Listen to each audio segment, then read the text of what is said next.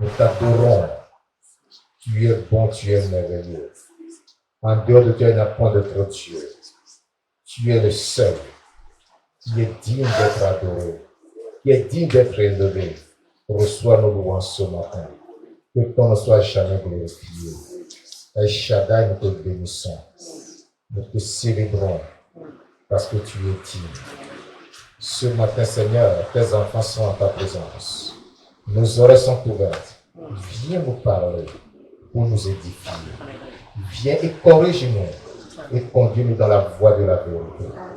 Merci Seigneur, au nom de Jésus-Christ. Amen. Amen. Je vais vous asseoir, que je vous bénisse.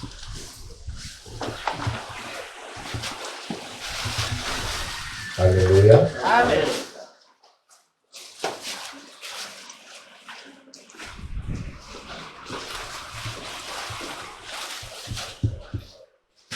Ce matin, Dieu me fait la grâce de vous présenter un message qui a pour thème le devoir du chrétien envers sa nation.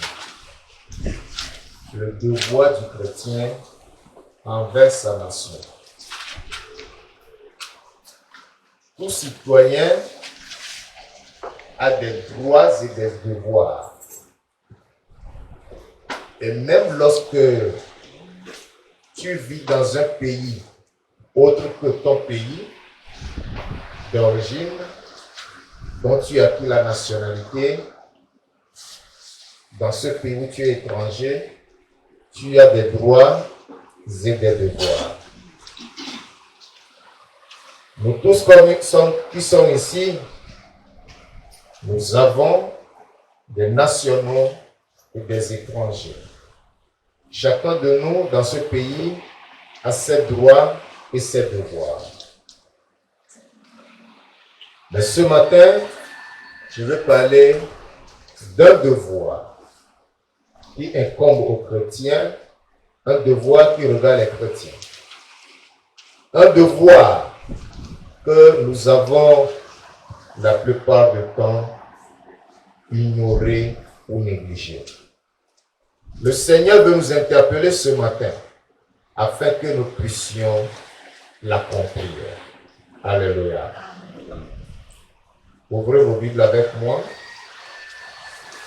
dans le livre de Jérémie, au chapitre 29. Jérémie, chapitre 29, le verset 7. Jérémie 29, le verset 7. Il est écrit, recherchez le bien de la ville où je vous ai mené en captivité et priez l'Éternel en sa faveur, parce que votre bonheur dépend du sien. Amen. Ce verset nous ressort le devoir qui nous incombe. Ce verset se situe dans le contexte de la lettre que le prophète Jérémie a écrit à ses frères de la captivité, à ses compatriotes, aux Israélites, qui étaient emmenés en captivité à Babylone par Nebuchadnezzar, roi de Babylone. Il écrivait ceci pour leur dire que leur séjour là-bas, leur captivité ne sera pas de courte durée. C'est une captivité de longue durée, de 70 ans. Il avait prédit ça, ils n'ont pas cru, ils l'ont maltraité qu'ils l'ont voulu, et cela s'est réalisé sous leurs yeux. Ceux qui se sont opposés ont été emmenés captifs. Maintenant, il est prêt pour leur dire, attention, ne dites pas que vous êtes en captivité, alors vous allez rester les bras sans rien faire. Bâtissez des maisons, habitez les maisons, prenez des femmes, donnez naissance aux enfants, et surtout, cherchez le bien de cette ville où vous êtes. Parce que lorsque ce pays, cette ville, aura du bonheur, vous aussi vous serez bénis. Parce que vous allez tirer votre bonheur du bonheur de cette ville. C'est pourquoi vous devez chercher son bien. Alléluia. Et cela se révèle être notre devoir aujourd'hui vis-à-vis de nos nations. Alléluia. Donc ici où tu es, nous sommes ici au Gabon. C'est pour te dire que toi et moi, nous tous ensemble, nous avons un devoir vis-à-vis de ce pays. Et notre devoir consiste à chercher le bien de ce pays, et à prier l'Éternel en faveur de ce pays. C'est ça notre devoir. Gloire à Dieu. C'est de ce devoir que j'aimerais vous parler ce matin. Malheureusement, nous l'avons négligé. Je dis bien nous l'avons négligé parce que je me reconnais là-dedans. Je reconnais l'avoir négligé. Nous devons prier. Même si tu dis que tu pries pour ce pays, tu ne pries pas encore. C'est à partir de ce matin que nous allons apprendre à prier et à bien prier pour ce pays. Alléluia. Si au lieu de prier pour ce pays, tu vas passer ton temps, tu vas négliger ce pays et prier pour ton pays d'origine, tu te trompes. Tu t'es trompé de cible. Tu sais pourquoi? C'est ton pays qui te nourrit ici. Hein? Ça fait combien d'années que tu as quitté le Togo, le Bénin ou le Cameroun? C'est ce pays qui te nourrit ici. Hein? Ton argent, c'est le Togo qui te donne. C'est le Cameroun, c'est le Bénin. Donc si tu vas prier, tu laisses le Gabon, tu vas prier pour le Togo, le Cameroun, le Bénin, tu perds ton temps. Tu ne fais rien. Le pays où tu habites, même si tu dois prier pour ton pays d'origine, prie d'abord pour ce pays dans lequel tu habites. Que la prière pour ce pays te prenne la plus grande partie de ton temps de prière. Dieu l'écoutera et Dieu te bénira. Alléluia. Amen. Donc voilà le devoir que nous avons négligé depuis des années. Et lorsque nous voyons des malheurs s'abattre sur nous, des calamités s'abattre sur nous, nous-mêmes nous en sommes responsables parce que nous n'avons pas prié pour opposer la puissance de Dieu ou l'intervention de Dieu à ces problèmes-là. C'est pourquoi ces problèmes nous assaillent. Mais ce matin, je prie que tu comprennes que tu dois prier pour ce pays afin d'invoquer l'intervention de Dieu contre ces problèmes et que toi, tu en sois préservé. Alléluia. Cela est très important. Nous l'avons négligé depuis très longtemps. Nous l'avons négligé. Et il y en a qui vivent dans ce pays, qui tirent leur nourriture de ce pays, toute leur richesse de ce pays, mais qui en un seul jour n'ont parlé en bien de ce pays. Qu'est-ce que tu es en train de faire là? Tu es en train de cracher dans le plat que tu manges. Nous devons nous repentir tout ce matin. Ce message appelle d'abord à une repentance et à une prise de résolution. Je me repens de cette mauvaise attitude que j'avais vis-à-vis de ce pays et je prends la résolution de prier pour ce pays. Alléluia. Dieu ne demande pas ton avis sur la politique du pays avant de prier pour le pays. Dieu ne demande pas l'appréciation que tu fais du chef de l'État, du Premier ministre, du gouvernement, de l'Assemblée nationale, du Sénat, de la politique du pays en général avant de prier pour ce pays. Tu n'as pas d'avis, tu n'as pas de point de vue à donner là-dessus. Dieu te dit seulement, prie pour ce pays dans lequel tu es. Parce que ton bonheur dépendra du bonheur de ce pays. Si tu pries vraiment pour ce pays, le malheur peut frapper ce pays, mais tu ne seras pas atteint. Alléluia. Le malheur peut frapper ce pays, mais toi tu ne seras pas atteint. Si tu pries pour ce pays, les gens peuvent se lamenter. Oh, la vie est dure. On n'arrive pas à manger. On n'arrive pas à s'habiller. Mais toi, tu trouveras à manger. Tu pourras bien t'habiller. Tu vas scolariser tes enfants. Parce que tu pries pour le bonheur de ce pays. Dieu te bénira aussi. Ce pays, quand nous l'observons, le pays va mal. Je le dis, le pays va mal. Et ce pays a besoin de nous pour se redresser. Les politiques vont se réunir. Ils vont analyser la situation du pays. Ils vont prendre certaines décisions. Ils vont concevoir des projets. Ils vont les exécuter. Mais quand la prière des chrétiens manque, rien ne se fera. Alléluia. Le Seigneur nous a avertis que lorsque les hommes diront paix et sûreté, alors il risque de les surprendra comme les douleurs de l'enfantement surprennent une femme enceinte. C'est parce que la parole de Dieu nous dit. Hein? C'est pour nous dire que lorsque les hommes feront les projets, toute forme de projet de développement, de quoi que ce soit, quand il n'y a pas la prière des chrétiens qui accompagne ces projets-là, ce sera du fiasco. Ce sera de l'échec. Les pilleurs vont continuer à piller. Les malfaiteurs continueront à faire le mal. Et chacun fera ce qu'il voudra. Il n'y a que la prière qui puisse arrêter ces malfaiteurs, ces pilleurs, ces hommes de mauvaise foi. C'est de cette manière que nous menons les pensées captives à l'obéissance de Christ. Alléluia. Amen.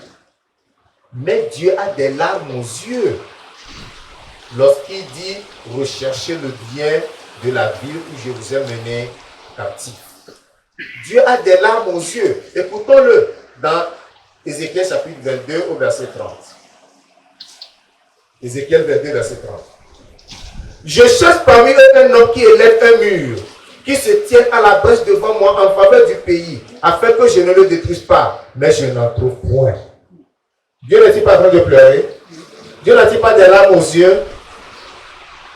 Écoutez-moi très bien. Tout ce dont l'homme a besoin, Dieu le connaît. Tous nos problèmes, Dieu les connaît. Cependant, il nous dit de prier. Vous comprenez ça? Des gens disent, mais pourquoi Dieu même sait tout, mais pourquoi il nous demande de prier? Oui. Parce que Dieu même est un travailleur, c'est un bosseur. Il a travaillé. Il ne veut pas des parasites, des saprophytes.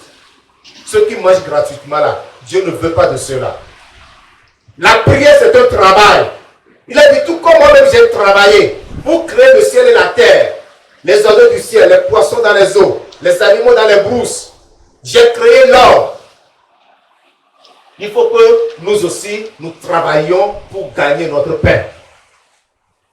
Nous devons travailler pour gagner notre pain. Nous devons travailler pour gagner notre vie.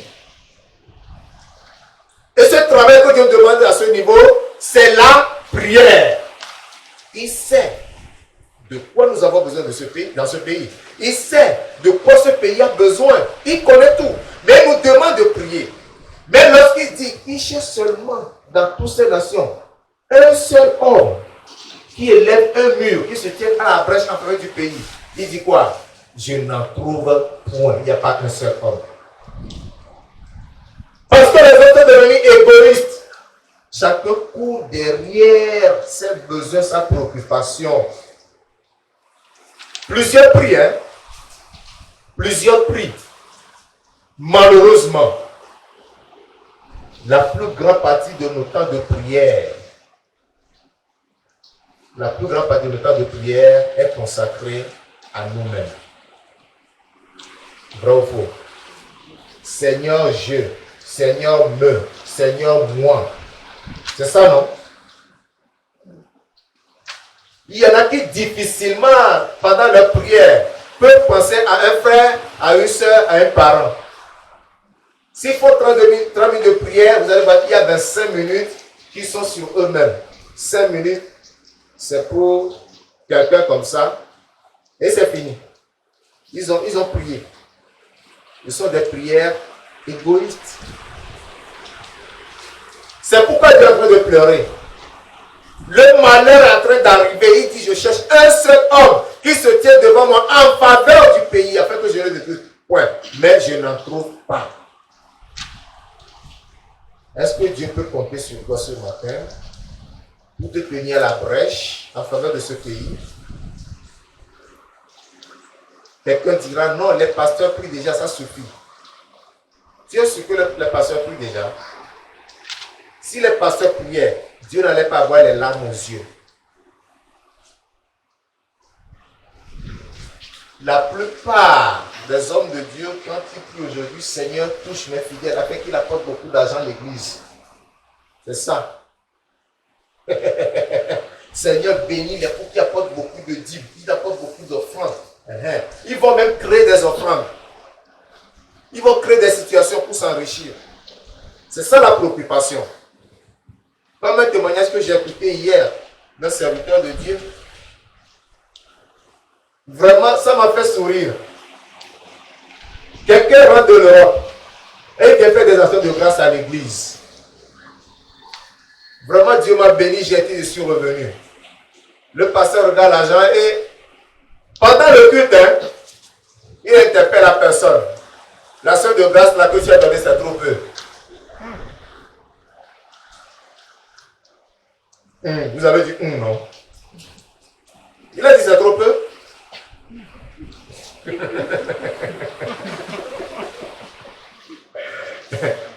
Et cette dame, son fils devait repartir aux États-Unis. Au lieu de l'amener encore chez ce pasteur, il l'a amené chez mon frère là. Le frère dit qu'il était à la maison, il voit la dame venir avec son fils.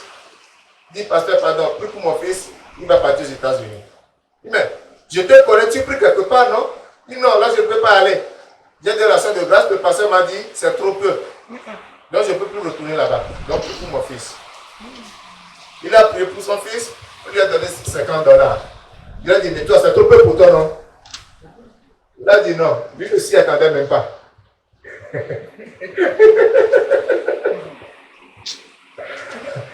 Alléluia. Amen. Nous devons apprendre à prier pour la nationalité où nous sommes. Et Dieu veut compter sur chacun de nous ici ce matin.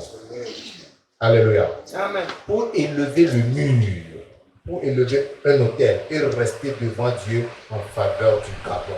Le Gabon a besoin de ta prière, le Gabon a besoin de ma prière. Gloire à Dieu. Voyons ce que la crise sanitaire a causé. Bien avant ça, il y avait des problèmes. Beaucoup d'entreprises ont mis la clé sous le paillasson. Beaucoup de pères, de mères de famille se sont retrouvés au chômage. Et quand la crise sanitaire est venue, c'est la fatale.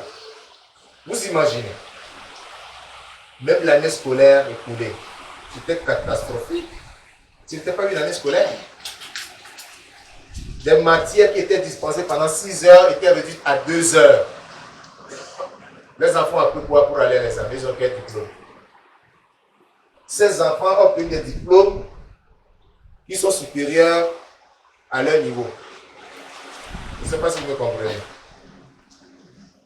Quelqu'un qui a le CEP, son niveau est petit et le CEP est grand. Par pour le BP, c'est que le bac. Ce que tu dois connaître, tu ne l'as pas connu. Mais tu as le diplôme là. Le diplôme, ton niveau n'arrive pas au niveau du diplôme. Mais tu as le diplôme quand même. Qu'est-ce que tu pourras faire? Tu ne pourras rien faire. Mais cette année, du moins, Dieu merci, les choses sont devenues normales. J'ai vu le programme. Nous avons 36 semaines de cours, qui est normal. Avec l'espoir qu'il n'y aura pas de grève, pour que lorsque les mots d'ordre de grève seront lancés, lorsque les avertissements de grève seront lancés, les autorités se lèveront tôt pour répondre au cahier de charge afin d'éviter les grèves pour nous. Parce que déjà, il y a des coups de botte là, il y a déjà des bruits de botte. Oui, on veut déjà saper la rentrée. Ce qui voudra dire, pour éviter même les grèves dans le secteur éducation, nous devons prier. On peut prier pour demander à Dieu de mettre fin aux grèves. Bien beau.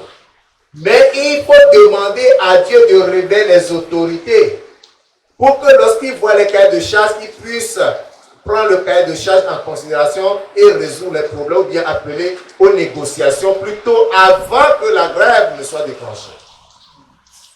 C'est ce qui doit être la solution. Parce que ce qu'ils revendiquent, mais Leurs réclamations sont réelles, c'est vrai, c'est objectif. On les reconnaît. Mais il ne faut pas qu'on ferme les yeux dessus malhonnêtement. C'est ça qui irrite, c'est ça qui pousse au grève. Et ça bien choisir les moments pour lancer les grèves. Mais vos prières cette année vont changer les choses. Alléluia. Vos prières vont changer les choses.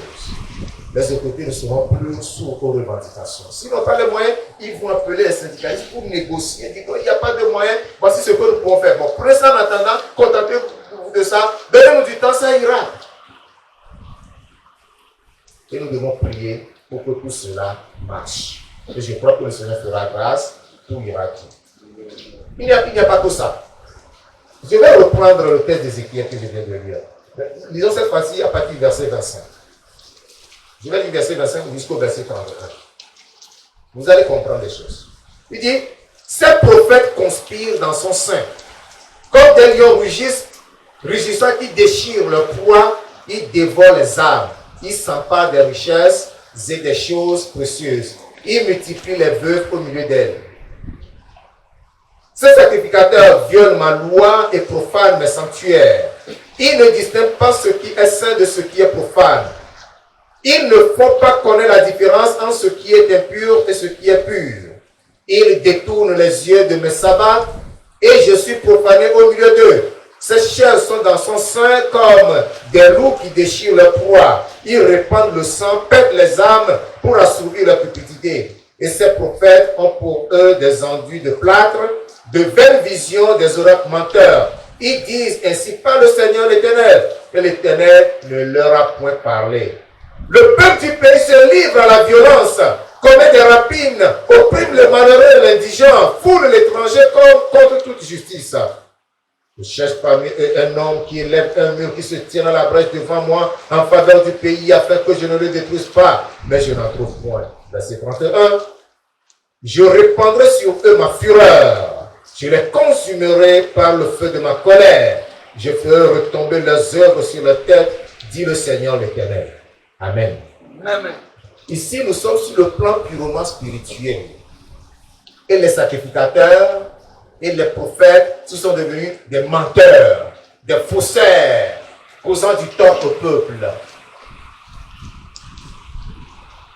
Lorsque quelqu'un va donner de tout son cœur, il a prié du Seigneur, voilà ce que tu as fait pour moi, tu mérites que je te remercie. La personne va donner son argent. Est-ce qu'il appartient au pasteur de dire que l'argent est insuffisant? Est-ce qu'il connaît le niveau de sa richesse ou de sa bénédiction? Même si la personne doit donner librement ce qu'il veut. Alors, est-ce que c'est différent de ce que la parole de Dieu nous dit ici? Ce que nous venons de lire là, il dit,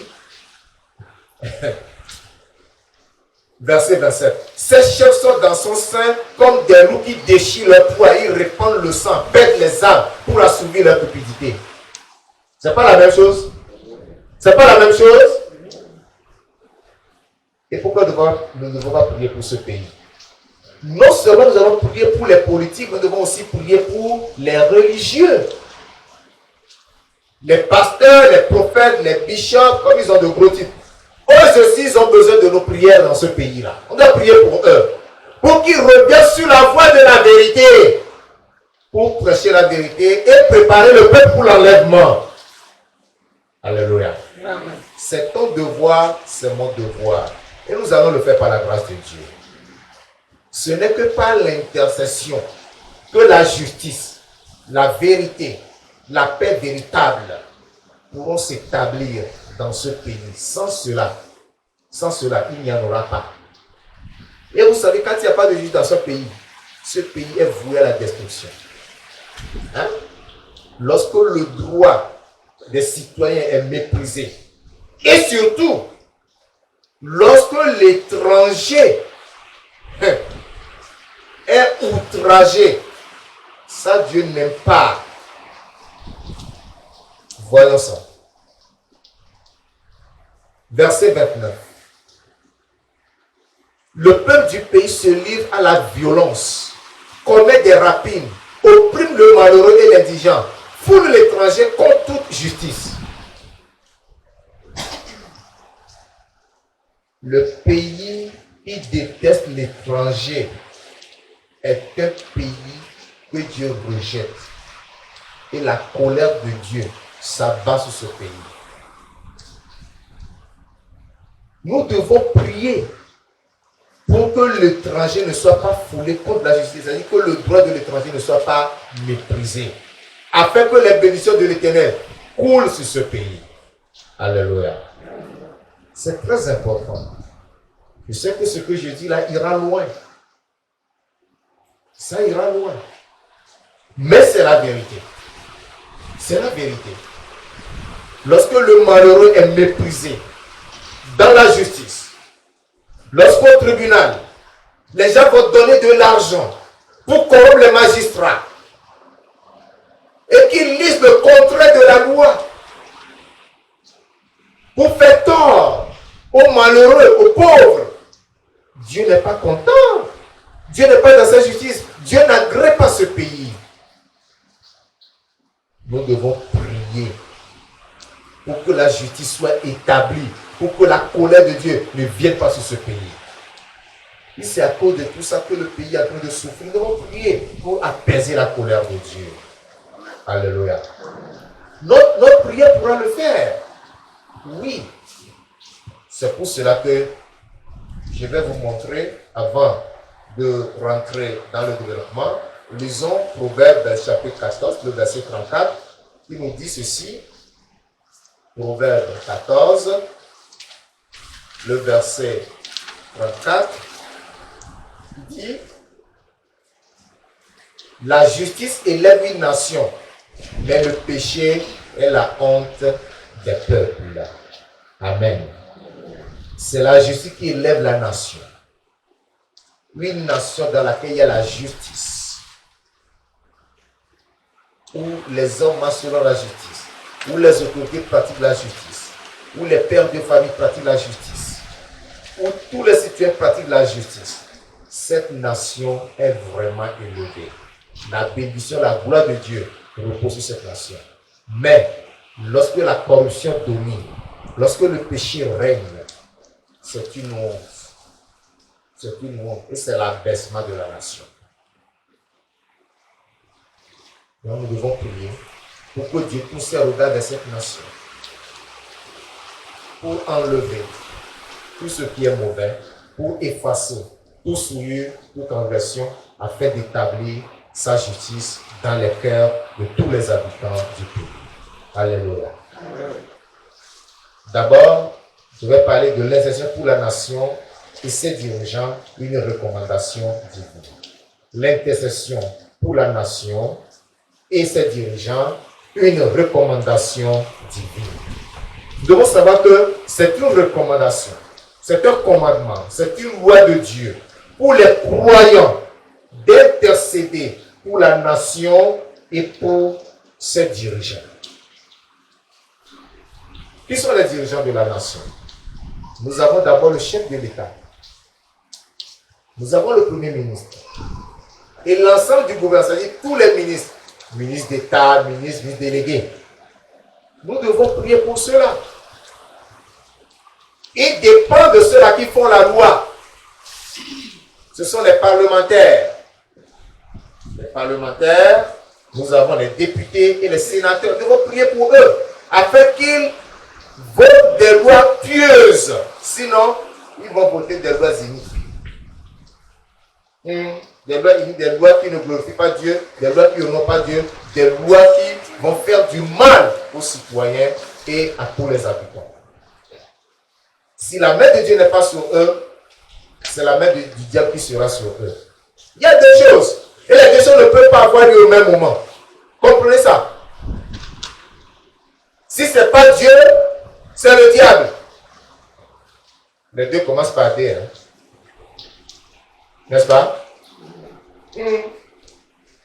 Vous allez voir un D là, vous allez penser que c'est Dieu, alors que c'est le diable. S'ils ne sont pas inspirés par Dieu, ils seront inspirés par le diable. Et ils vont voter des lois iniques pour faire du mal aux populations. Mais lorsque nous prions pour eux, c'est la main de Dieu qui sera sur eux. Et ils vont voter des lois pieuses qui honorent Dieu. Des lois qui seront source de bénédiction, non seulement pour les citoyens, mais pour tous les habitants du pays. Gloire à Dieu. Gloire à Dieu. Vous n'êtes pas d'accord avec moi? Hein? Ah, je comprends. Vous êtes tellement touchés que vous n'arrivez même plus à bien respirer. Alléluia. Amen. Nous prenons dans notre texte de Jérémie pour nous rafraîchir la mémoire. Jérémie 29, verset 7. Recherchez le bien de la ville où je vous ai mené en captivité et priez l'Éternel en sa faveur, parce que votre bonheur dépend du sien. Nous comprenons que c'est une recommandation que le Seigneur donne à ses enfants, de prier l'Éternel en faveur de la nation dans laquelle il se trouve. Nous devons prier pour cette nation. 1 Timothée, chapitre 2, verset 1 à 4. 1 Timothée, chapitre 2, verset 1 à 4. J'exhorte donc avant toute chose à faire des prières, des supplications, des requêtes, des actions de grâce pour tous les hommes, pour les rois et pour tous ceux qui sont élevés à dignité, afin que nous menions une vie paisible et tranquille en toute piété et honnêteté. Cela est bon et agréable devant Dieu notre Sauveur, qui veut que tous les hommes soient sauvés et parviennent à la connaissance de la vérité. Amen. Amen. Alléluia. Amen. Dieu veut que nous prions pour tous les hommes, pour tous ceux qui sont élevés en dignité. Les rois, chefs d'État, les ministres, les parlementaires, les directeurs généraux des sociétés d'État. Nous devons prier pour les officiers des armées, de la police, de la gendarmerie, des sapeurs-pompiers. Nous devons prier pour eux. Que leur cœur soit entre les mains de Dieu. Et qu'ils sachent qu'ils sont là, non pour se servir, mais pour servir les citoyens. Il en est de même pour les députés. Les députés sont en train de rendre compte aux citoyens parce que ce sont les citoyens qui les envoient les représenter au Parlement. Ils doivent rendre compte aux citoyens. C'est parce que les peuples, même en Europe, ils sont ignorants. Vous votez un député sur la base des promesses, il ne réalise pas cette promesse. Quand il revient pour la prochaine mandature, on le sanctionne. Il dit non, tu nous as menti, on ne va plus te voter. On le met sur la touche. Mais nous courons derrière quelques cuisses de poulet, de dindon, quelques ailes de dindon, et on les vote encore. Ils sont encore là. Ils se mettent plein les poches, et nous nous croupissons dans nos misères. Le Seigneur nous aidera à comprendre. Je ne suis pas en train de faire la politique. Je dis ce qui est vrai. Donc c'est notre devoir de prier pour tout cela. Lorsque nous prions pour eux, Dieu gardera leur cœur. Dieu les dirigera. Et parmi eux, il y aura des sauvés. Même s'ils ne sont pas sauvés, ils seront des instruments que Dieu va utiliser pour nous ouvrir la voie à notre adoration, à la liberté d'adoration, j'allais dire. Dieu va les toucher. Nous n'aurons pas de problème. Parce que nous aurons besoin de faire un programme. Ils ne vont pas s'opposer pour dire non. Quand tu vas aller par exemple à la mairie demander l'autorisation, oui, je vais tenir une croisade dans tel quartier, de tel mairie, de tel arrondissement. Le maire va se presser de te donner l'autorisation. Mais si son cœur ne pose pas le diable, il dit non, vos prières là nous font tout de mal. Non, on ne veut pas ça. Il va refuser parce que celui qui en lui l'empêche de t'autoriser à tenir ta croisade par exemple. Nous devons prier pour tout ce monde-là. Nous devons prendre la chose là au sérieux. Si nous voulons la paix dans le pays, nous devons prier pour le pays. Pour éviter les coups d'État, pour éviter les soulèvements, pour éviter les grèves, pour éviter toutes sortes de problèmes, les crises, etc. Nous devons prier pour le pays et pour ses dirigeants. C'est une obligation pour nous. Je vais vous demander, mais comment prier, comment intercéder?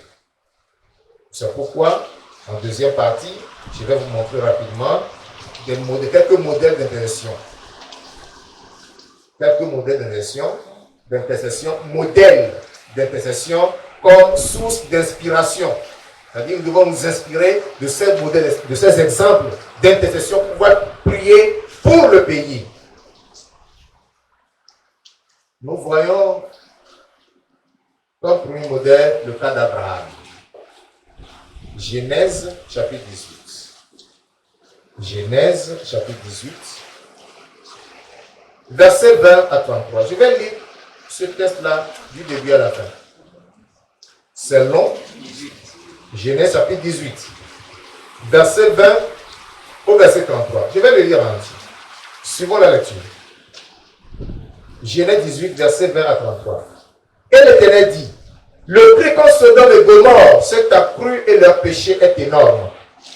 C'est pourquoi je vais descendre et je verrai s'ils ont agi entièrement selon le bruit venu jusqu'à moi. Et si cela n'est pas, je le saurai. Voilà. Les hommes s'éloignèrent et allèrent vers Sodome.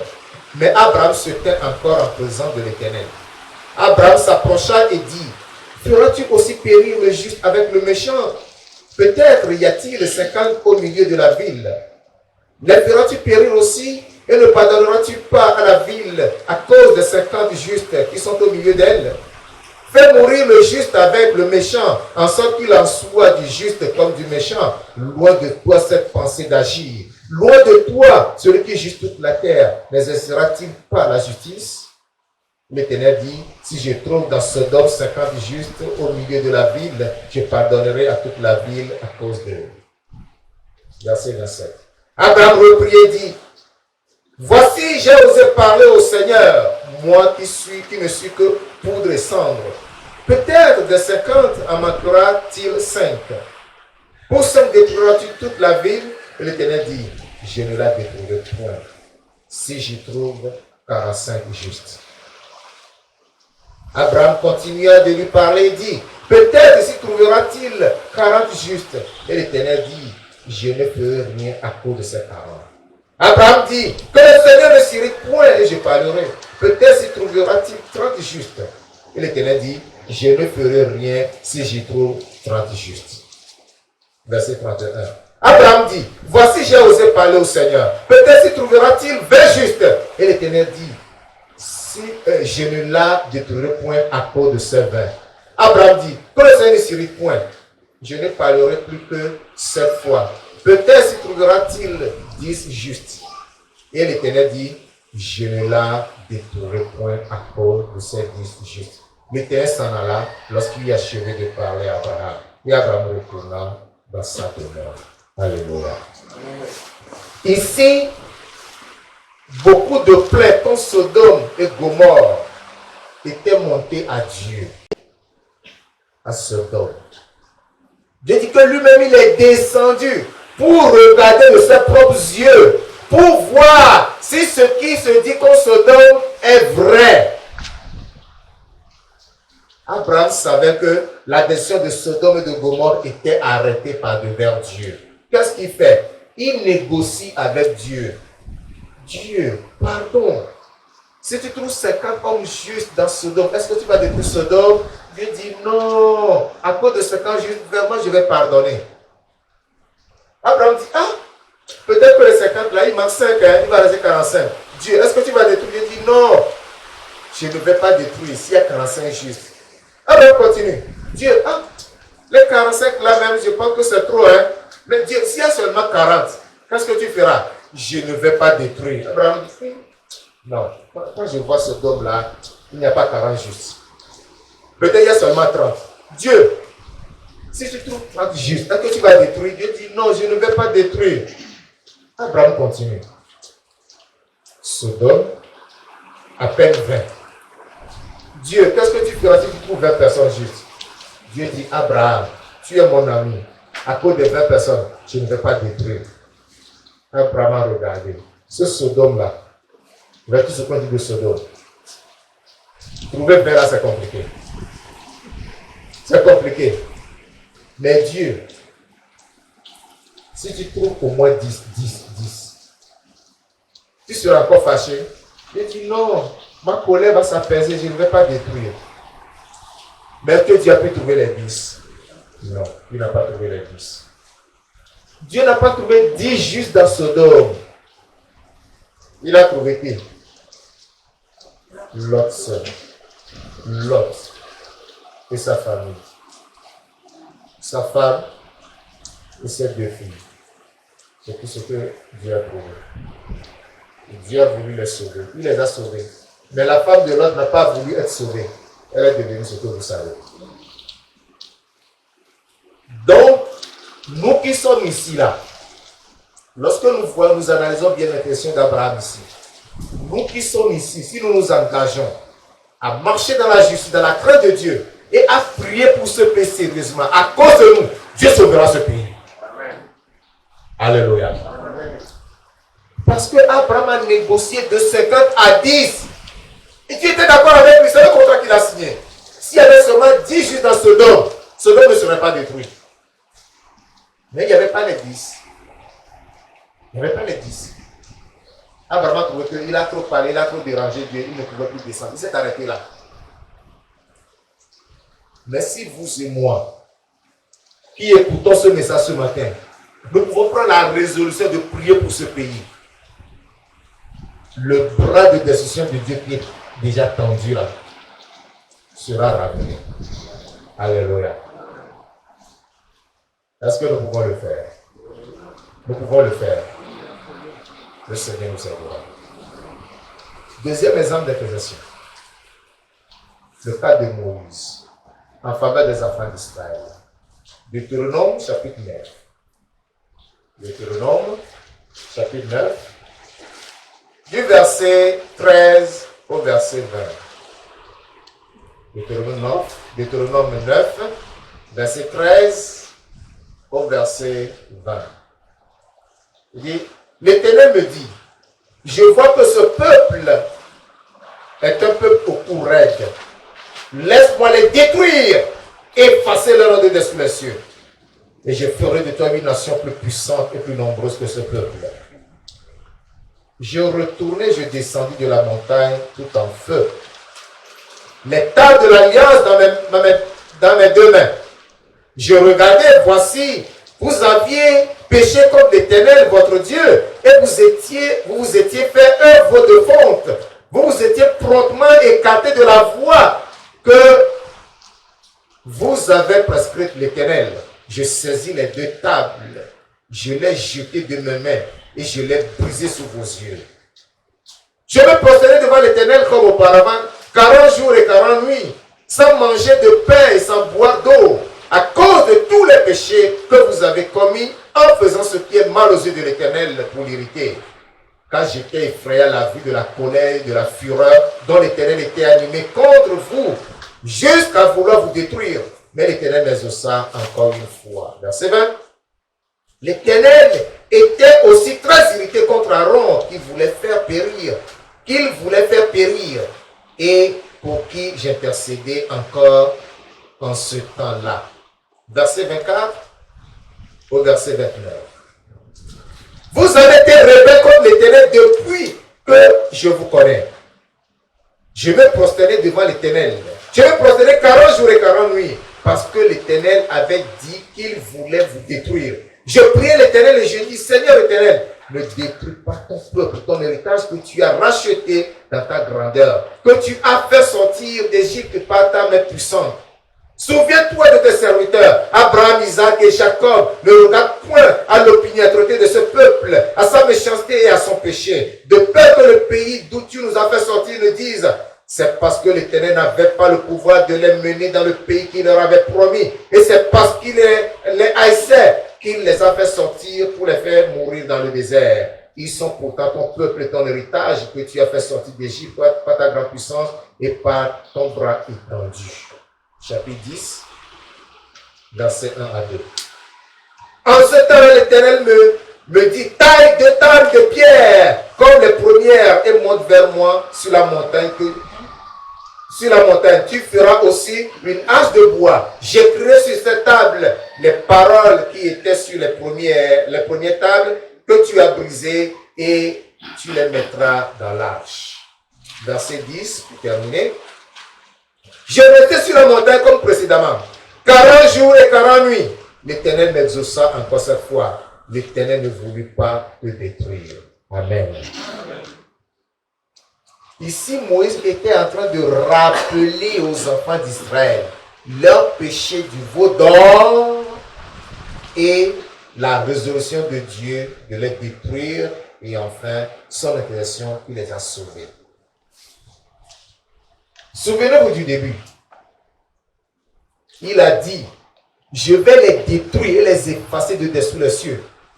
Et je vais susciter un peuple plus puissant et plus nombreux. Alléluia. Moïse était un leader parfait. Un leader parfait. Il ne cherchait pas son propre intérêt. S'il était de ceux-là qui cherchaient leur propre intérêt, il dit, oui, Dieu détruit les, ils sont trop fatigués avec eux. Donne un peu plus nombreux, plus puissants. C'est ce qu'il aurait fait.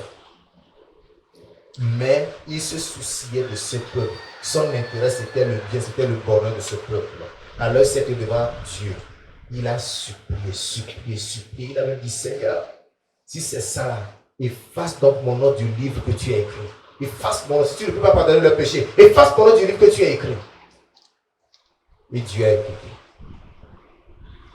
Et le feu de la colère de Dieu qui s'était allumé, c'était éteint. Gloire à Dieu. Nous voyons la puissance de l'intercession. Prier pour quelqu'un sérieusement. Celui-là pour qui tu pries, c'est parce que lui-même n'a pas la force de le faire. C'est pour cela que nous devons prendre à cœur la situation de ce pays. Peut-être tu ne connais pas réellement la situation ou l'état dans lequel se trouve ce pays. Mais lorsque tu vas te mettre à prier, Dieu va te révéler beaucoup de choses sur la nation. Alléluia. Dieu va ouvrir tes yeux. Tu vas voir des choses pour lesquelles tu vas prier. Il va t'ouvrir l'intelligence. Tu vas comprendre plein de choses pour lesquelles tu vas prier. C'est notre devoir. Ne nous mettons pas ensemble avec ceux qui critiquent. Ne nous mettons pas ensemble avec ceux qui parlent mal. Ne nous mettons pas ensemble avec ceux qui calomnient. Mais prions pour le pays, prions pour ses autorités. Daniel l'a fait aussi dans Daniel chapitre 9, du verset 4 au verset 19 et du verset 20 au verset 23. Daniel chapitre 9, verset 4 au verset 19. Je crois que je vais vous lire quand même du verset 20 au verset 23. Daniel chapitre 9, verset 4 au verset 19. Et du verset 20 au verset 23. Je vais lire du verset 20 au verset 23. Il dit, je parlais encore, je priais, je confessais mon péché et le péché de mon peuple d'Israël. Et je présentais mes supplications à l'Éternel, mon Dieu, en faveur de la sainte montagne de mon Dieu. Je parlais encore dans ma prière quand l'homme Gabriel, que j'avais vu précédemment dans une vision, s'approcha de moi d'un vol rapide au moment de l'offrande du soir. Il m'instruisit et s'entretint avec moi et me dit, Daniel, je suis venu maintenant pour ouvrir ton intelligence.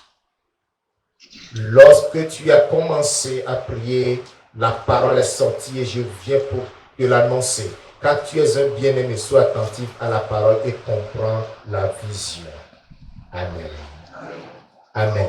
Amen. Daniel intercédait en faveur de la nation, en faveur de son pays, en faveur de son peuple. Et Dieu lui dit que dès qu'il a commencé à parler, la parole est sortie, il a entendu et il est venu, il a envoyé l'ange, lui apporter la réponse. Il a été instruit, l'ange a été envoyé pour l'instruire. C'est pourquoi je vous dis que lorsque vous allez vous mettre à prier, Dieu vous instruira, Dieu vous révélera plein de choses sur cette nation pour lesquelles vous allez prier. Des choses qui échappent même aux autorités, qui ne connaissent pas. Des réalités qu'ils ignorent. Dieu va vous les révéler. Et vous allez prier. Dieu va changer ce pays. Je parle aux hommes. Amen. Ou bien vous êtes dépassés. Vous êtes dépassés.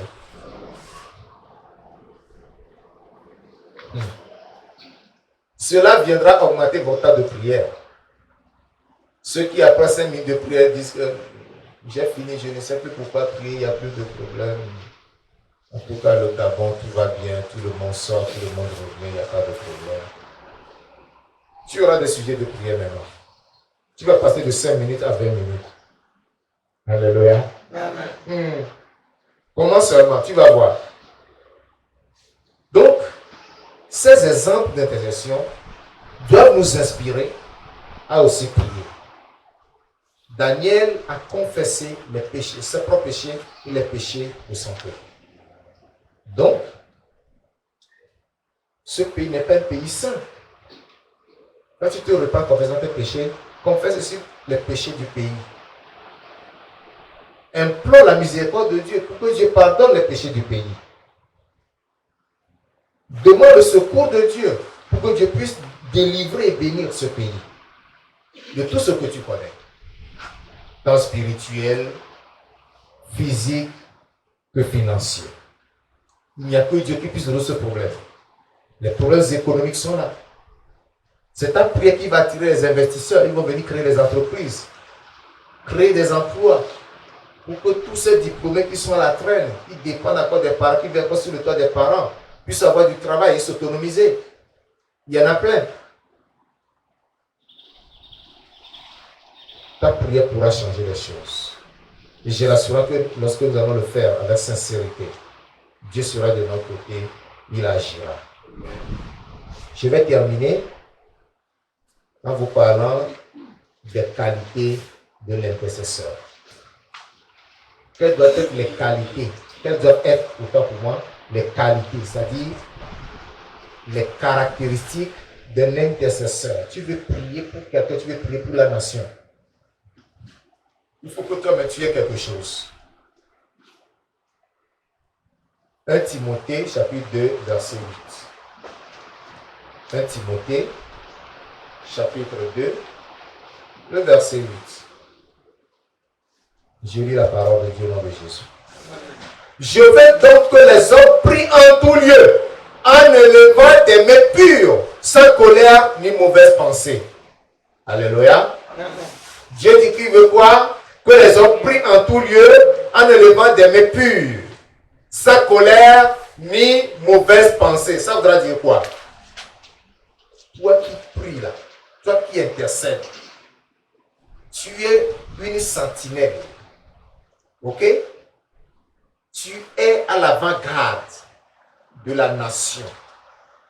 C'est toi qui prends les problèmes de la nation sur toi.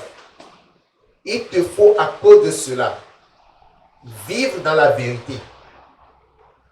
Il faut que tu sois dans la vérité. Il faut que toi-même tu sois véridique. En toi, ne doit pas se trouver du mensonge, de la tromperie, de la fausseté. Il faut que tu sois sincère dans ton cœur. Les prières que tu fais doivent être des prières sincères et non des prières de plaisanterie. Il faut prier sincèrement. Intercéder pour la nation ne veut pas dire il faut demander la mort de certaines personnes parce que certaines personnes, leur tête ne te plaise pas. Ne va pas demander à Dieu de tuer quelqu'un. Dieu n'est pas un tueur.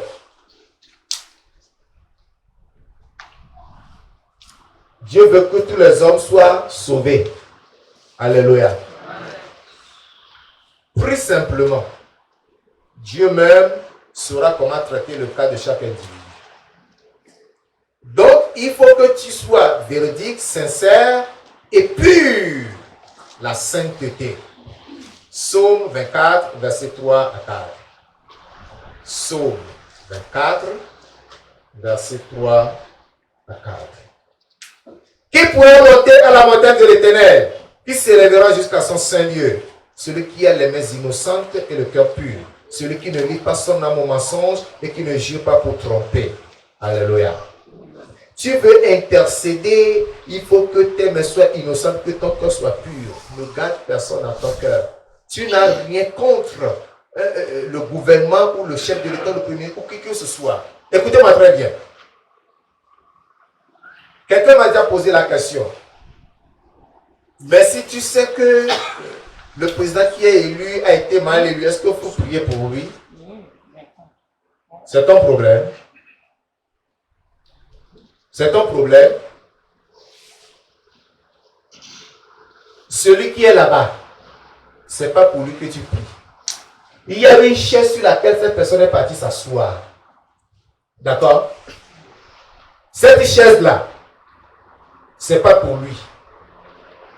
Cette chaise représente l'État. Ok? Tu prieras pour lui, pour tous ceux qui s'assieront sur cette chaise-là. C'est cette place d'honneur que tu défends dans tes prières. Alléluia. Et quelles que soient les intentions de la personne, lorsqu'il vient s'asseoir là, il n'y a que la volonté de Dieu qui va s'accomplir à travers lui. Alléluia.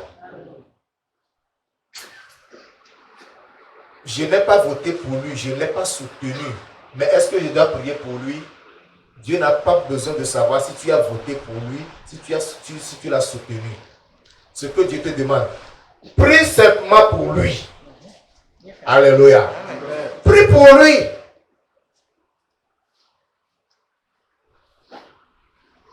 Il n'y a pas de parti politique dans l'église.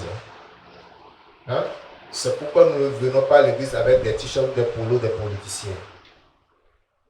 Voter tel parti, voter tel parti. Non. On ne vient pas à l'église avec ça. Si tu as ça, prends ça chez toi. Ne viens pas à l'église avec. Nous ne faisons pas la politique. Mais nous prions pour tous ceux qui sont élevés en dignité dans notre nation. Il faut savoir que le Gabon est ta nation. C'est ta première nation. Que tu sois Gabonais ou étranger, tant que tu vis au Gabon, le Gabon devient ta première nation. Et la prière pour le Gabon doit te préoccuper plus que la prière pour ton propre pays. Tu mettras au second plan l'intercession pour ton pays.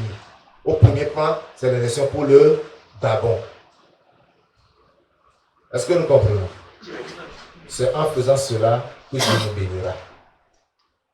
Parce qu'il a dit, car votre bonheur dépend du sien. Pour que nous ayons le bonheur, il faut que le pays soit béni. Et quand le pays est béni, écoutez, je suppose que le pays marche bien. Pas que je suppose, une réalité. Si le pays marche bien, il y a du travail. Mon frère qui est technicien, il va trouver du travail. N'est-ce pas? Il va faire son travail. L'autre qui est maçon trouvera du travail. L'autre qui est taximan, si lui-même n'a pas les moyens de s'acheter le taxi, les gens vont acheter des voitures, ils vont trouver des taximans. L'autre qui est transporteur, il aura des camions. Oh, viens conduire mes camions. Viens gérer mes camions. C'est ça la réalité. Mais si le pays va mal, tout le monde la met sur les têtes. Vous voyez que ça donne? Hein? Il n'aura pas de travail. Il n'aura pas des frigos ou des splits à réparer. Il n'aura pas de portes métalliques à fabriquer. Il n'y aura pas de voiture à conduire. Il n'y aura pas de camion à conduire, etc., etc.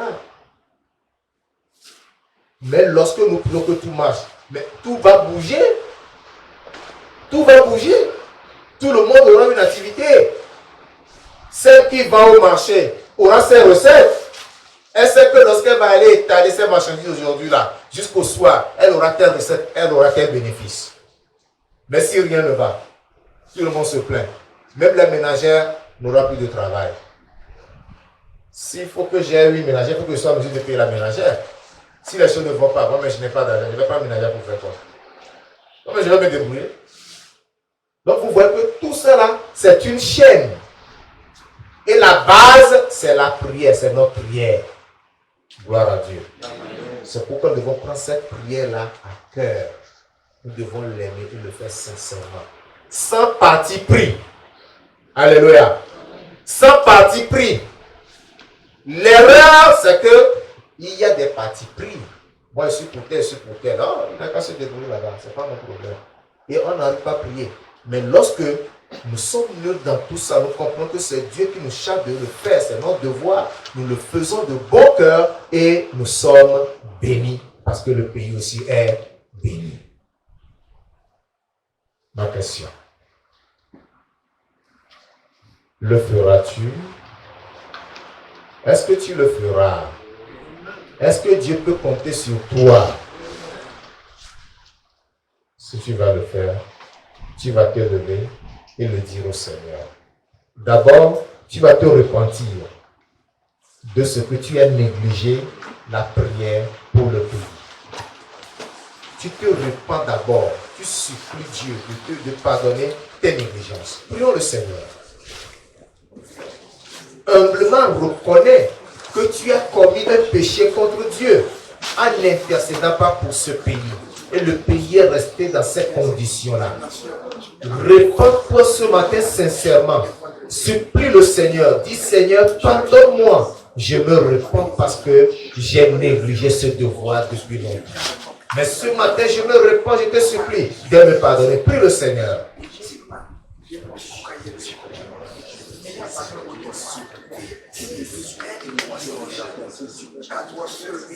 Au nom de Jésus de Nazareth, parce que nous avons négligé longtemps de prier pour ce pays. Viens à ce que Dieu nous a fait et pardonne-nous, Père, que ton sang nous lave de ce péché de silence. Oh Dieu Tout-Puissant, nous étions dessus, nous n'avons pas parlé à travers de ce pays, nous n'avons pas élevé le mur, nous ne sommes pas tenus à la brèche, oh Dieu Tout-Puissant. Nous nous répandons ce matin. Pardonne-nous au nom de Jésus. Pardonne-nous au nom de Jésus. Pour l'annonce pour Dieu Tout-Puissant. Par ton sang, tu nous laves, tu nous purifies. Par ton sang, tu nous sanctifies. Maintenant, prends la décision. Prends la décision de le faire. Dis Seigneur, maintenant je reviens à toi. Je me décide d'intercéder en faveur de ce pays. Je me décide de lever un mur. Je me tenir la brèche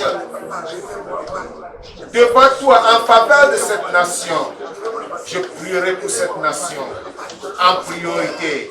Je vais intercéder pour cette nation en priorité, afin que tu ne la détruises point, afin que ta colère soit détruite de ce pays, que ce pays soit béni, que ce pays soit comblé, et que ta gloire repose sur ce pays.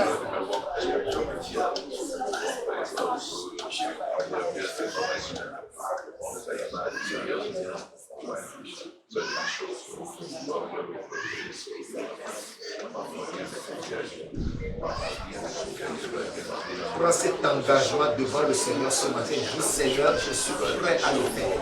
Je suis prêt à le faire. Comme tu me l'as révélé ce matin. Je vais obéir à toi. Je me soumettrai à toi. C'est ta volonté, je le ferai. Ne néglige pas cela. Ne le néglige pas.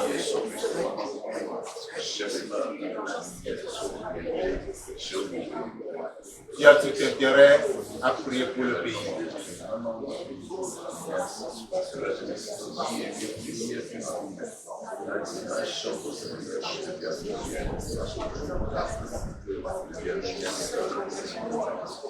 Tu vas prier pour toutes les autorités de ce pays.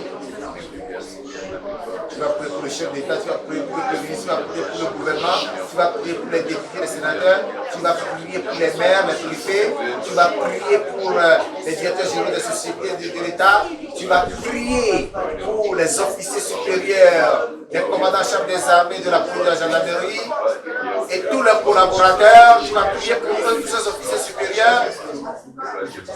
Tu vas prier pour les médecins dans les hôpitaux. Tu vas prier pour les enseignants dans les écoles, collèges, lycées et universités. C'est ton devoir.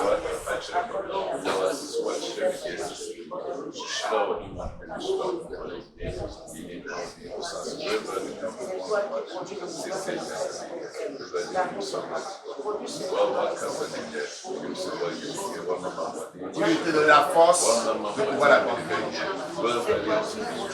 Seigneur, donne-moi la force de le faire. Donne-moi la force. Et la foi aussi. La force et la foi. Tu as la force pour que tu aies la foi. Que ce que tu demandes à Dieu, il accomplit.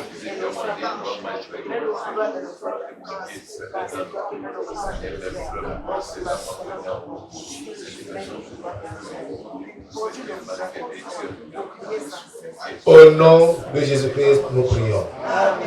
Levez-vous.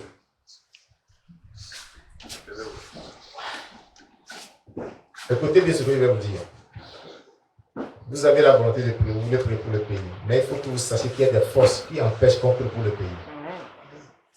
Il y a des forces qui empêchent qu'on prie pour le pays. Vous savez ça? Lorsque tu veux prier, il envoie un esprit d'assoupissement. Tu te sens fatigué et tu t'endors.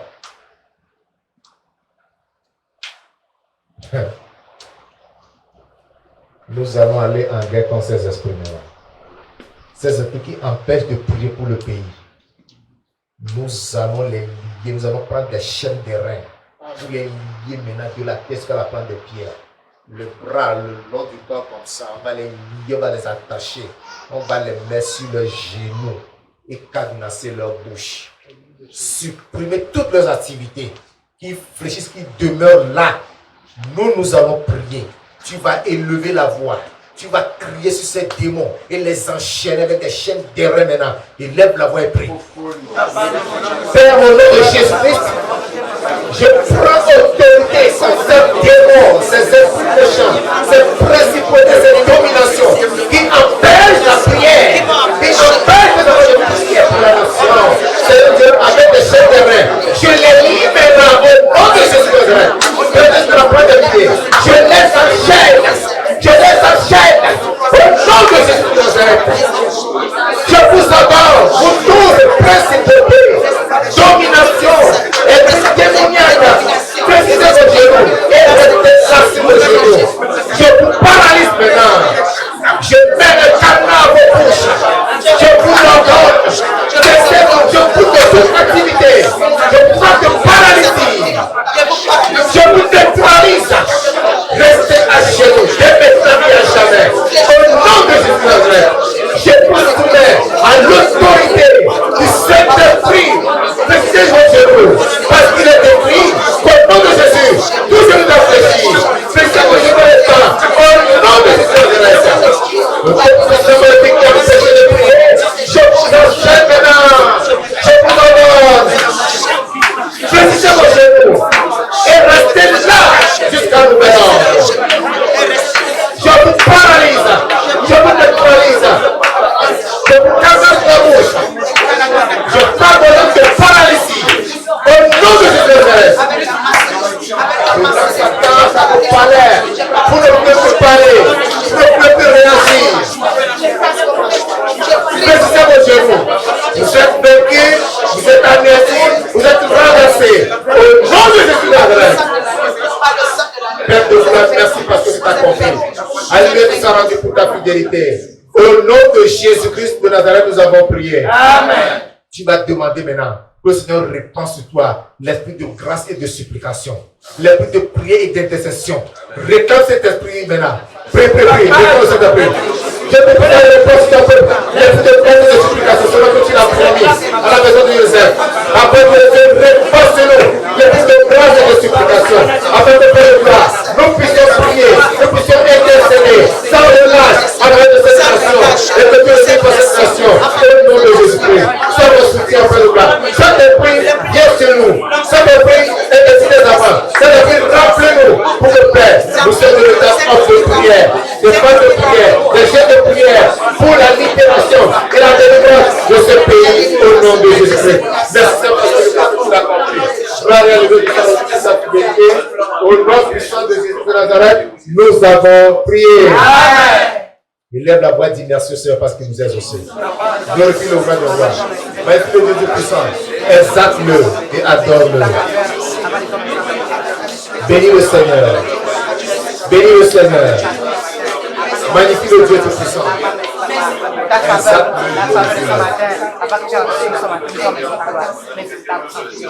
Pour la faveur de ce matin, la parole de la parole, non.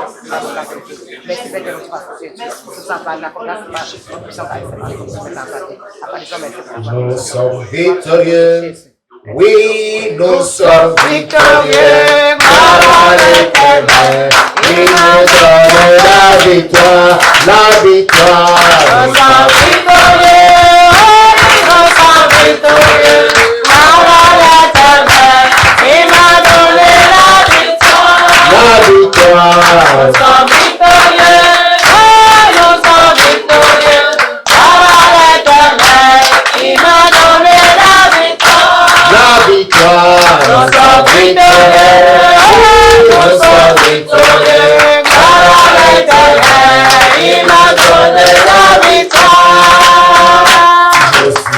victorieux, oui, je suis victorieux. Gloire à l'Éternel, il m'a donné la victoire, la victoire. Je suis victorieux, je suis victorieux. Gloire à l'Éternel, il m'a donné la victoire. La victoire. Je suis victorieux, je suis victorieux. Gloire à l'Éternel, il m'a donné la victoire. Amen. Amen. Nous allons prier. Père, au nom de Jésus de Nazareth, je vais te glorifier ce matin. En Saint-Jésus, je vais te magnifier, t'exalter de nous avoir corrigés parce que depuis longtemps, nous avons négligé ce devoir. Nous avons été individualistes, nous avons été égocentriques, nous avons été égoïstes. C'est pourquoi nous nous repentons ce matin. Pardonne-nous ce péché au nom de Jésus. Amen. Et que par ton sang, tu nous laves et nous purifies. Seigneur Dieu, devant toi et devant les 16 anges, ce matin, nous prenons la résolution de prier pour cette nation. Aide-nous à le faire au nom de Jésus. Amen.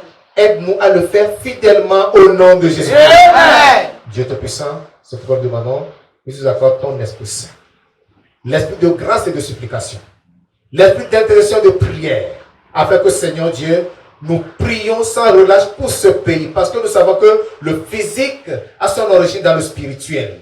Et que par la prière, nous pouvons changer les choses. Nous pouvons prendre des décrets qui vont s'exécuter en tant que des princes du roi des rois. Amen. Accomplis cela au nom de Jésus. Amen. Dieu te puissant, nous savons qu'il y a des entités qui ne sont pas du tout d'accord avec nous comme nous prenons cette décision. Ces entités, ces principautés, ces dominations, ces autorités, par l'autorité que tu m'as donnée, je les enchaîne maintenant au nom de Jésus. Amen. Je leur ordonne de fléchir leurs genoux et de rester sur leurs genoux jusqu'à nouvel ordre au nom de Jésus. Amen. Et vous tous, principautés, domination, autorité, je vous commande maintenant, fléchissez vos genoux au nom de Jésus-Christ. Je vous frappe d'aveuglement et de paralysie. Amen. Je vous frappe de mutisme et d'immobilité. Amen. Restez sur place au nom de Jésus-Christ. Vous n'allez plus réagir pour influencer nos moments de prière. Mais les cieux s'ouvriront pour répandre sur nous l'onction et la puissance de l'intercession en faveur de cette nation. Et nous prierons pour cette nation jusqu'à ce que nous voyons les changements et les transformations au nom de Jésus de Nazareth. Et vous tous, qu'esprit qui êtes là pour empêcher nos prières, j'envoie le feu contre vous ce matin au nom de Jésus-Christ. Quel que soit l'endroit où vous vous situez, j'entends que le feu vous consume au nom de Jésus-Christ.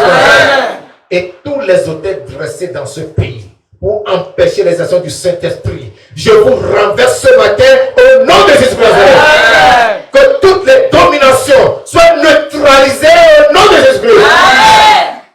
Les forteresses diaboliques dans ce pays qui empêchent la gloire de Dieu, je viens contre vous au nom de Jésus.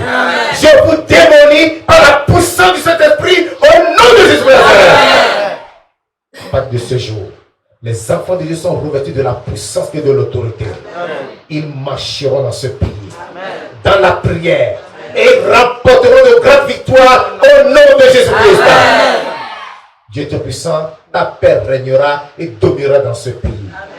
Ce pays sera restauré. L'économie du Gabon sera restaurée. La société sera restaurée. La politique prendra de l'ampleur au nom de Jésus-Christ. Et Seigneur Dieu, les hommes capables seront nommés à des postes clés. Des hommes dignes seront votés parce que toi tu le voudras. Et ceux qui méritent d'être maintenus seront maintenus au nom de Jésus-Christ.